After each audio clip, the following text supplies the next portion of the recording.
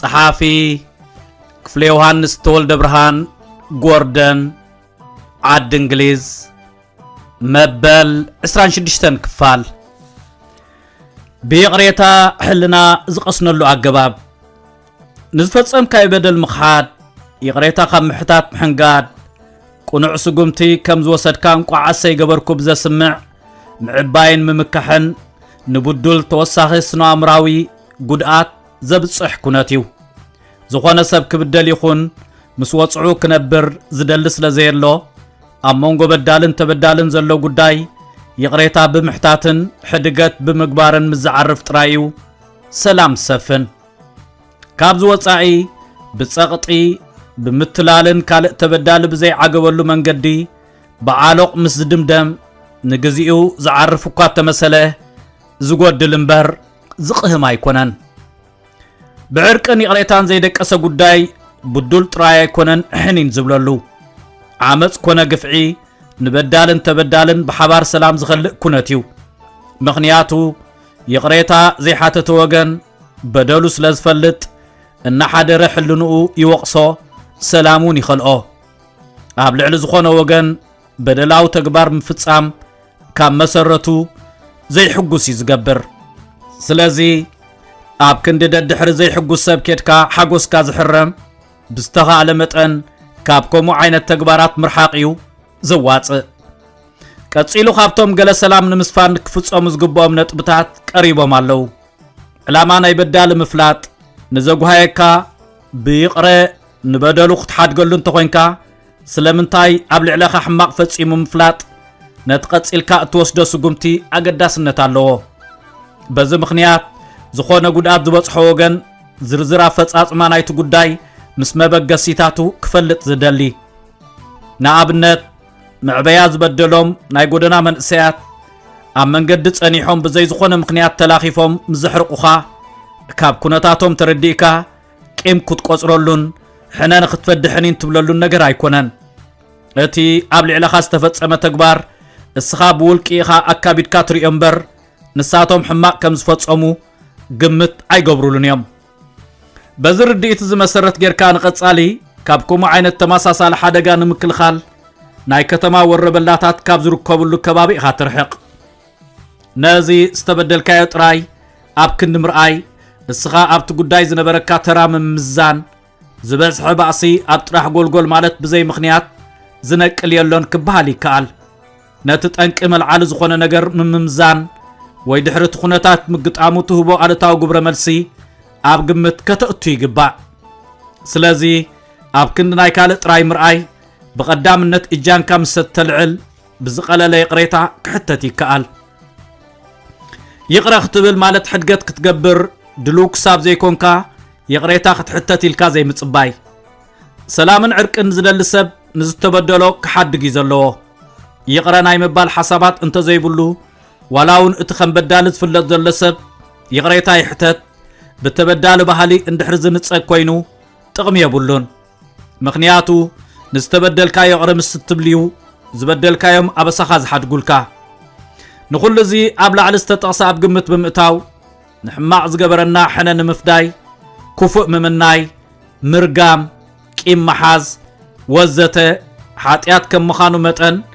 ኣብ ክንዲ ነቲ ገባር ክፉእ ጸሊና ሕኒን ምባል ነቲ ተግባር ተጸይና ካብ ሓንጎልና ምሕካኽን ኣብ ቦትኡ እወታው ኣተሓሳስባ ምትካእን ይበልጽ ከምዚ ንምግባር ኣሉታዊ ስምዒት ኣብ ሓንጎልና ሃንደበት ቅልቅል ክብለና እንከሎ ስፖርት ምዝውታር ሙዚቃ ምስማዕ እንፈትዎ ንጥፈታት ብምክያድ ቦታ ንኸልኦ ነቲ ጉዳይ ካብ ዘዘኻኽረና ቦታን ሃዋህውን ምርሓቑን ሓጋዚ እዩ ብሓፈሻ ይቕሬታ ተተርጓምነቱ ኣብ ግዜ ዝገሃድ እዚ ማለት ድሕሪ ይቕረ ምባል ውጽኢቱ ኣብ ጉዕዞ ይዝረአ ካልእ ይቕረ ምባል ንኻልኦት ዝምጦ ህያብ ኮይኑ ዋላ ይሰማዓና ንኣናውን ብዘይካት ማዕረ በዳሊ ዝህበና ሩፍታ ብኻልኦት ክብረት ዘውህበና ምስ ከባቢና ልሙፅ ርክባት ክንፈጥር ዘጣጣሓልና ነገር እዩ ተወሳኺ ኣብ ውሽጥኻ ሕርኽርኽ እንዳበለካ እትሕልፎ ህይወት ንሓጎስካ ዝቆራዖስ ኣሉታዊ ስምዒት ስለ ዝኾነ ምእንቲ ናይ ገዛእ ነብስና ቅሳነት ክንብል እውን ክንደፍኣሉ ዘለና ነገር እዩ ዝኸበርኩም ተኸታተልቲ ሞዛይክ ባህሊ ኣብ ዝቕፅል ምዕራፍ ቀሪቡ ዘሎ ትሕዝቶ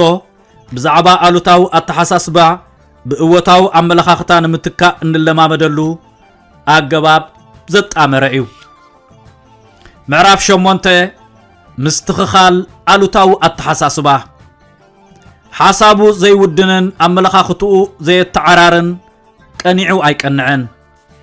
ኣተሓሳስባ ዝብል ቃል ካብ ሓሳብ ዝነቐለ ኮይኑ መጀመርያ ናይቲ መሰረት ዝኾነ ሓሳብ ዝብል ትርጉም ክንርዳእ ይግባእ ሓሳብ ኣብ ኣእምሮ ሰላሰል ዝምንጩ ዝስትንተን ዝውጠንን ረቂቕ ኣብ ግብሪ ዘይወዓለ እዩ ኣተሓሳስባ ዕንቆት ብልሑ ኾነ ስፍሓት ናይ ሓሳባት ዘመልክት ክትርድኦ ጥራይ ትኽእል ብህዋሳትና ዘይድህሰስ ካብ ኣእምሮና ዝፈልቕ ርድኢት ኢልካ ክጥመር ይከኣል ሓሳብ ብሓሳብ ተወሊዱ ብሓሳብ ዝለዋወጥ መወከሲ ዝደሊ ብመስርሕ ዝሓልፍ ክሰፍሮ ዘጸግም ብመልክዕ ፍልጠት ክውህለል ዝኽእል ፍሉይ ናይ ወዲ ሰብ ትዕድልቲ እዩ መስቲ ኩነተ ህላወ ብዝዛመድ ቃላት ብምጥቃም ኣረኣእያ ኣመለኻኽታ ኣረዳድኣ መርገፂ ስምዒት ግንዛበ ወዘተ ክንብሎውን ንኽእል ኢና ኣእምሮ ካብ ሓንጎል ሓሳባት ዘመንጩ ክፍሊ እዩ ንነብስና የማእዝን ወይ እንታይ ክንሓስብ ከም ዘለና ይውስን ንነገራት ብእወታ ይኹን ብኣሉታ ክንሪኦም ዝገብር እውን ንሱ እዩ በዚ መሰረት ንሕና ደቂ ሰባት ናይ ምሕሳብ ክእለትናን ኣጠቓቕማናን ዝተፈላለየ እዩ እዚ ማለት ገለ ሰባት ናይ ምሕሳብ ዓቕሞም ማለት ብቕዓት ናይ ሓንጎሎም ልዑል ኮይኑ ንዝኾነ ነገር ኣብ ምርድኡ ምዝካሩ ምግማቱ ቁልጥፋት ክኾኑ ከለዉ ገለ ግን ንነገራት ክቆልብዎን ከገናዝብዎን ግዜ ይወስደሎም ከም ኣብነት ገለ ተምሃሮ ዘየጽንዑ ግን ከዓ ንፉዓት ገለ ግን መንፈዓቶም ኣብ ጻዕር ናይ መጽናዕቶም ዝምርኮስ ኣለዉ ስለዚ እቶም ቁልጡፍ ናይ ምርዳዕ ዓቕሚ ዘለዎም ጽቡቕ መሕሰቢ ዝውንኑ ዋላ ይኹኑ ብኸመይ ይጥቀምሉ ስለ ዝኾነ ትወሳኒ ነገር እወታውን ኣሉታውን ኣተሓሳስባ ካብኡ ይነቅል እቶም ንዓለም ዝቐየሩ ሰባት ሃናፂ ሓሳባት ዘመንጭውን ንሕብረተሰብ ብእወታት ጸለውን እዮም ከምዚ ናይ ሎሚ ቴክኖሎጂ ከይማዕበለን ቁጠባ ዓለም ብውሕዳት ከይተገበተን ከሎ ብዙሓት ሰብ በላሕቲ ኣእምሮ ኣብ ምህዞን ምርምርን እዮም ተጸሚዶም ነይሮም ሎሚ ከምቲ ኣንስታይን ቤት ትምህርቲ ንተምሃርኦ ከም ዝሓስቡ እዩ ክምህሮም ዝግባእ ዝበለ ይኮነን ዘሎ ብኣንጻሩ ዝበዝሓ ናይ ሕጂ ኣብያተ ትምህርትን ኮሌጃትን ብፍላይ ኣብ ማሕበራዊ ስነ ፍልጠት ዝተባህለ ዝተፈጸመ ዝተወጠነ ወዘተ ዝደግሙን ዘቃልሑን ዝምልምላድ ኣንበር ሓድሽ ሓሳባት ንምምንጫው ዝመራመሩ ኣየፍርያን ዘለዋ ኣብ መንጎ ተምሃሮኦን ዘካይድኦ ውድድር መናጽኒዑ ወይ ከዓ ሸምዲዱ ቀደመ እምበር ብዛዕባ ፍሉይ ሓሳባትን ጥበብን ዝገብርኦ ትኹረት ድኹም እዩ ነዚ ምርኩስ ጌርካ ንምትንታን ኣብ ኩሉ መዳያት ህይወት ንሓድሽ ሓሳባት ኣብ ምምጻእ ዘበራብር ባይታ ኣይተፈጥረን ክበሃል ይከኣል በዚ ምኽንያት እቲ ሃሁ ከመይ ጌርካ ብኣቋራጭ ትህብትምን ዝና ተትርፍን እምበር ብዛዕባ ኣተሓሳስባኻ ምዕባይ ብዙሕ ዋጋ ዝወሃቦ ነገር ኣይኮነን ውፅኢት ናይዚ ካብ ዝሓለፈ 50-60 ዓመታት ኣትሒዙ ዘሎ ግዜ ምስ ንዕዘብ ንምዝንጋዕ ቀዳምነት ዝሰርዕ ንምሕሳብ ከም ምጭናቕ ዝዓይነቱ ኣመለኻኽታ ንክሕድር ባይታ ዘጣጥሕ ኩነት እዩ ተፈጢሩ ኣብ ልዕሊ ስነ ምግባር ዝተኻየደ ናይ ምብላል ዘመተ ነውሪ ዝበሃል ተሪፉ ጭውነት ከም ድሕረት ፋሽን ከም ዘመናውነት ቁፀረሉ ዘኽእል ስምዒት ብምምዕባል ሕልና ንኽሃስስ ተሰሪሕሉ እቲ ኸውን ዝነበሮ ኣረዳድኣ ግን ዘመናዊ ምዃን ማለት ካብ ልማድ ወፂኻ ዝሓስብን ዝመራምርን ኣእምሮ ምውናን ውፅኢት ስነ ፍልጠት ዝቕበል ትውልዲ ምፍጣርን እዩ ዝግባእ ነይሩ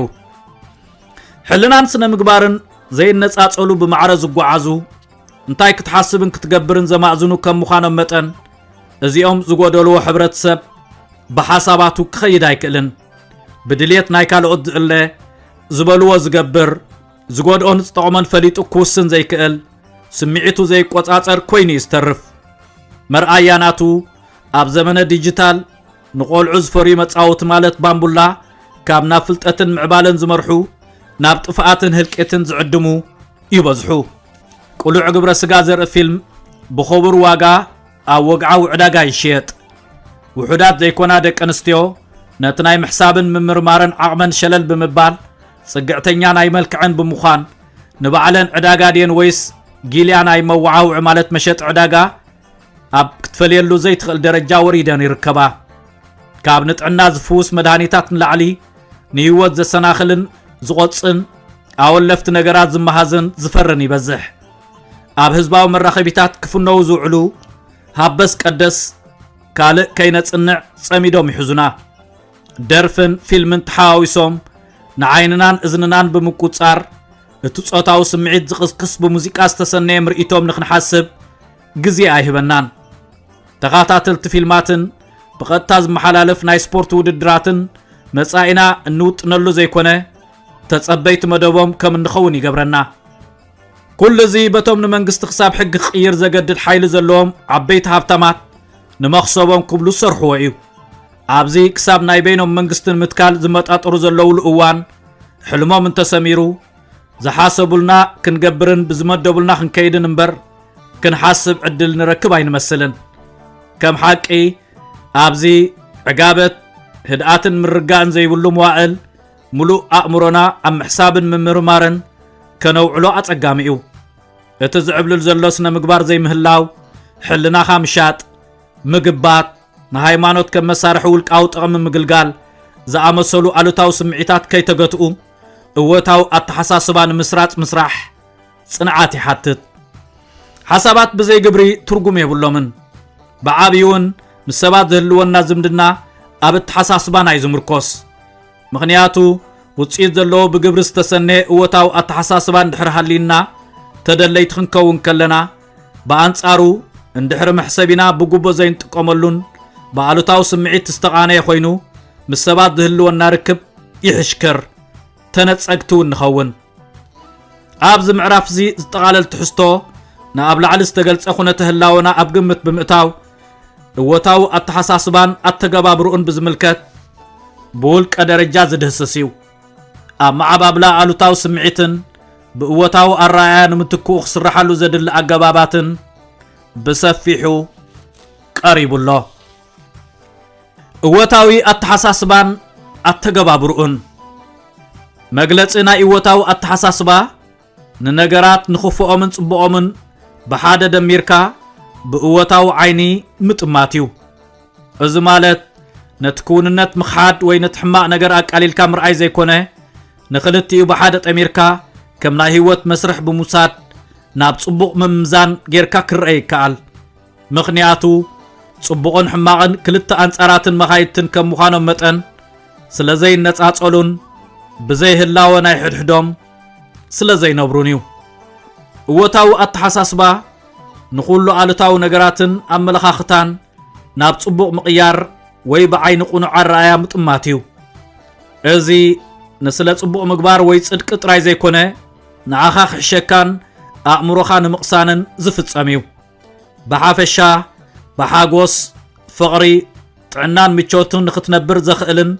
ዝመርሕን ኣተሓሳስባ ክበሃል ይከኣል ክልስ ሓሳብ ናይ እወታዊ ኣተሓሳስባ ብኸም በዓል ኖርማን ቪንሰንት ፔል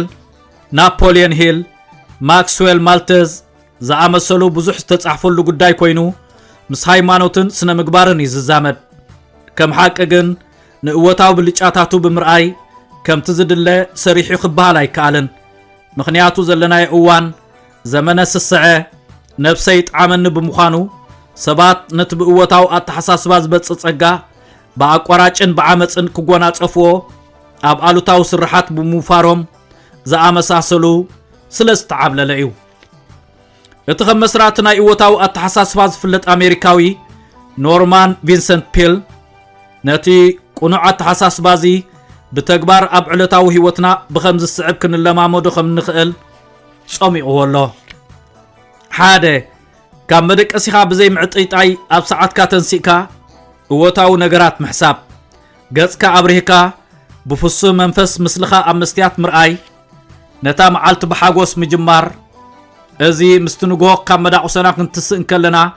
تمسجن أملاك كم تصبغ زحدر كنا صبغاو علنا مجد تساقام قديفكا مجد يمان مرحنا إلنا تصولوت نقبرو يمساسل كلته أب حماق كنتات وازا بمتقام نحانقولنا مزناي وازان سحاقن نحانقول عرفت زهب سلازخونه كابزج أنق نقرات مكلخال أب وان سببا زقات وطري حالافاي مخانو أب قمت بمقتاو قزيه مسرحاوه كزون تولون مزناقعي خمزة قلقلن بمستوعال أب كند مكبات أفاقس كامرأي ازي كم تنايتم أب تسنكر اوانون طبايم زي كيرو وطرو حقوسات سحاق درارو من نبلوم عينة بحريات مزوتار يتحاحاز سلسته بزعبا أب قعزه هيوت دقات مودكات مالت فشلت ديمجنا كم صبق عدل مالت اوتاو نقر نممهاري تمكرو مقسم موساد ازي اوتاو اتحساسبا كتمعبل يحجز أربعته تسفا زي مقراط أب كند بمخنيات ودكات مقزام ناقدم كاستوغانات أفكاي عوتات صبصبومو حيال مخانكخ سوت أكايو أب كند ناي سنفنا فنان زبرخن مورال زسنقن كالات مزوتار حموشته مسؤوتاو الرايا زلوم سبات من محزاو مقراب كا مستبيعهم زتبعو اوتاو صلوا كحدرو زخول التخوينو أب لعل زلكات وسخ بتوساخي ازي مسرات اوتاو خلص حساب تبايل زفلت مهور اوتاو اتحساسبا ابطعناون عزوز ابركتو خمزلو يحبر نابنت صقط دم يغدل ጭንቀት ይቅንስ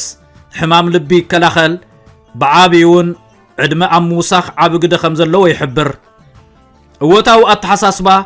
እዚ ኩሉ ተጠቅሰን ካልእ ብዙሕ ዘይተገልጸን ረብሓ ዝህብ ክንሱ ኣብ ዓለምና ብዓብላልነት ከስፋሕፍሕ ዘይከኣለሉ ምኽንያት ንሓቂ ምኽሓድ ተደጋጋሚ ልምምድ ዘይምግባር ነፍሰ ፍትወት ምዕብላልን ነቲ ኣተሓሳስባ ብግቡእ ዘይምርዳእን ብዝኣመሰሉ ጠንቅታት ምዃኑ ክግመት ይከኣል ዝኸበርኩም ተኸታተልቲ ሞዛይክ ባህሊ ኣብ ዝቕፅል መበል 27 ክፋል ኣሉታዊ ኣተሓሳስባ أب أمرنا سرصلو أجباب كنرينا كساع شعو بب زلنا يو سلام تعنان مكون ننتصفاي كابزي كاب حبرات منقستات أمريكا فلقزات مشيغان كتما جران رابيدس بسرات نفكرت نباب مصحفتي إرتراويان أوت هاجر أبي كنركب نخيل لكم تشجر السبات وحدات سايكونكمن نزف فتحنا من داي بستخال متن أو وشتا هاجرنا وتعن زحتم مصحفتي ناب أنببتن مقرب نزحال فشم وانتعمتات كي تحللوا كابز سرحة كالات بقدام نتسرع سميات محتمن مكفال مصحفتي إرتراويان يوم أمربب حبريتا سميات.com ناب أمريكا كندا هاجرات إيروبان زلاخو لعلي 450 عينت مصحفتي بأشحات كدحات يركبهم سميات مشطا مصحفتي مبوقلاوያን مصحفتي بناي ترجم مصحفتي توحيطم كيترفو زي تأدن تعري كايد مرأي ناي زخا تاريخ هيوت حربኛ بونا ولد أب ولد مريم تكو يحدغو كيدانه كفلو عبد القادر كبيره شيخ إبراهيم سلطان دكتور فتصوم قبر سلاسي طبقات ጸጋይ ኢያሱ አዝማች በርሀ ገብረ ኺዳን ብላታ ካሕሳይ ማሉ جنرال أمان عندهم برهانا بسلمات وزت زعمسلو لعل 35 مبوقلاوያን مصحف تحتيمو أب مكففال يركبالهم سمايات مشطا مصحفتي زرغحه مصحفتن مدنفع نقحات إيرتراوያን كبن مبالن نإيرتراوያን صحفتن درستن متبعن أمل العالم مزركبو أمشاتن مكففالن مصحفتي إيرتراوያን زنطفو والقصباتن تكالاتن ترداديو الناصرحه نعبيت سنه صحف هاجرنا مريح ترام مصوات يركب ناي قدمن حدش مصحفتن مركاب مرچخم اب حبرات منግስታት አሜሪካ ንዝመደበሩ ሰማያት መሸጣ መጽሐፍት ይኹን مرچخم زدالهم مبوقلاو صحفات بملكع مصحفنا بأنببتن مقرب سمايات محتمن مكفالن مصحفتكم بزدلكم عينت ورقتن جبرن برتعوا قحتيمو كركبكم يخل ما أسس طرح صحفكم كإلى عنق حلفو حجز أرتعتن ندف جبرن زسرح لكم كإلاتات أب مرخبون حجز كنجبر نخل بزحنا بسرحنا كتعقبهم